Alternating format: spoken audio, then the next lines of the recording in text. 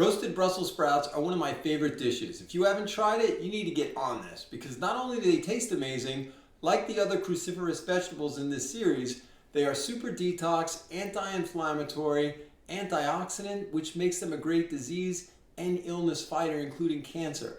They're also great for your cardiovascular system, your digestion, bone health, has lots of vitamins and minerals, particularly B and C, and of course fiber.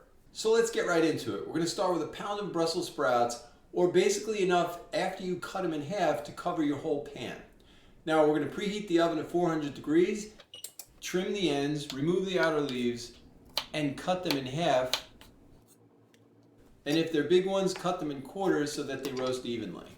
Next, we're going to put them in a bowl and mix them with 2 tablespoons of coconut oil, avocado oil, or last, if you have only olive oil, you can use that. I just prefer coconut or avocado because they cook better at high temperatures. Next is a teaspoon of Himalayan salt, half a teaspoon of fresh ground black pepper, and a tablespoon of chopped rosemary.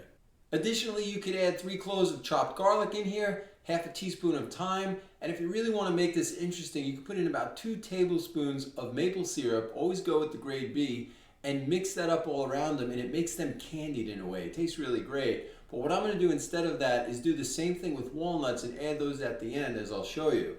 Now you're going to want to spread these out across your baking sheet. If you do use parchment paper, get the unbleached and chlorine-free one. Then I like to put some nutritional yeast across the top. Now if you don't know about this, it makes for a super healthy spice. It's full of B vitamins, proteins, minerals, and I'll have links in the blog on where you can get it as well. Then we're going to bake this in the center rack for about 30 to 45 minutes at 400 degrees.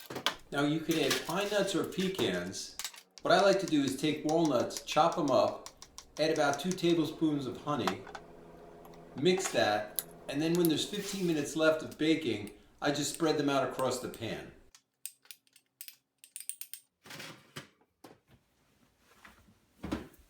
After about 30 minutes, if they're not browned enough, you can turn up the heat to 500 for 5 minutes, or just put them under the broiler.